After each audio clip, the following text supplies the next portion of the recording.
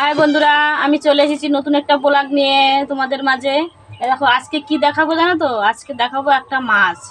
আমাদের তো কাঁকড়া ধরতে যায়, প্রত্যেকটারই কাঁকড়া নিয়ে আসে। আর আজকে কি নিয়ে এসছে চলো তোমাদেরকে দেখাই। দেখো এই যে কি নিয়ে এসছে,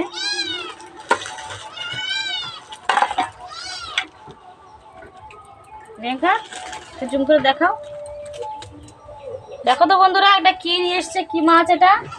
এটা কান মাছ। কতগুলো কান মাছ নিয়ে এসছে দেখেছো? এগুলো কেটে পিস পিস করে নিয়ে এসছে। দুটো কান মাছ পেয়েছিল অনেক বড়, তার থেকে এই যে তিনজন ভাগি আমরা, আমাদের নদীতে যায় তিনজন, ওরা তিনজনে ভাগ করে নিয়েছে। আর এই যে আমাদের জন্য নিয়ে এসছে বাড়িতে। আমার ভাত রান্না হয়ে গেছে, ভাত রান্না করে ঘরে রেখে এসেছি। সকালে চা খাওয়া হয়ে গেছে, এখন এই মাছ রান্না করব। কান মাছ কীভাবে রান্না করব সেটাই ভাবছি। রিয়াঙ্কা, তুমি কাঁচা ঝোল খাবা না ভাজা খাবা, ভেজে খাবা? যেটা ভালো লাগে সেটা করো। তুমি যদি বলো ভাজা করে রান্না করো তাহলে ভাজা করে রান্না করবো। কারণ বন্ধুরা খুব ফাটে তো, কান মাছ তো খুব ফাটে জানো, যার কারণে আমি কষিয়ে রান্না করে ছেড়ে দিই।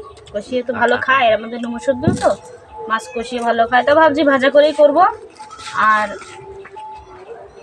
ভাত হয়ে গেছে, বেগুন ভাজা আর মাছের ঝোল হবে।